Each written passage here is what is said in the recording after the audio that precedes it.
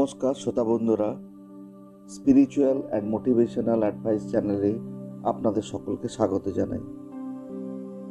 আজকে আমি শ্রীমকথিত শ্রী শ্রী রামকৃষ্ণ কথামৃত থেকে সামান্য অংশ আপনাদের সামনে পাঠ করে শোনাচ্ছি।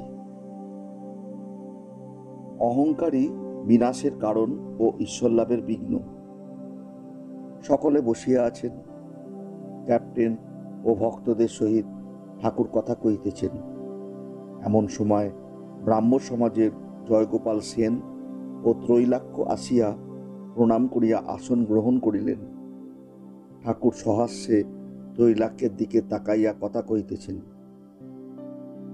ঠাকুর শ্রী রামকৃষ্ণদেব বলছেন, অহংকার আছে বলে ঈশ্বর দর্শন হয় না। ঈশ্বরের বাড়ির দরজার সামনে এই অহংকার রূপ গাছের গুঁড়ি পড়ে আছে। এই গুঁড়ি উল্লঙ্ঘন না করলে তার ঘরে প্রবেশ করা যায় না। একজন ভূত সিদ্ধ হয়েছিল।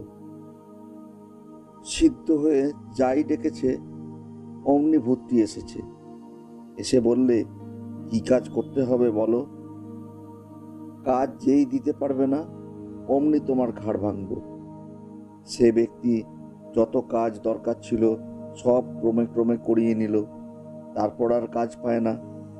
ভূতটি বললে, এইবার তোমার ঘাড় ভাঙি। সে বললে, একটু দাঁড়াও, আমি আসছি। এই বলে গুরুদেবের কাছে গিয়ে বললে, গুরুদেব, ভারী বিপদে পড়েছি, এই বিবরণ, এখন কি করি? গুরু তখন বললেন, তুই এক কর্ম কর, তাকে এই চুল গোছাটি সোজা করতে বল। ভূতটি দিন রাত ওই করতে লাগলো। চুল কি সোজা হয়? যেমন বাঁকা তেমনি রইল।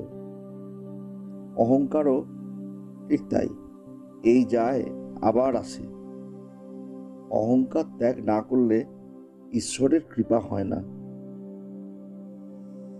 আজকের মতো এইটুকুই।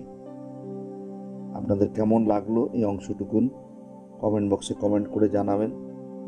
ভালো লাগলে বন্ধুদের সঙ্গে শেয়ার করবেন এবং চ্যানেলটি যদি সাবস্ক্রাইব না করে থাকেন তাহলে অতি অবশ্য সাবস্ক্রাইব করে নেবেন।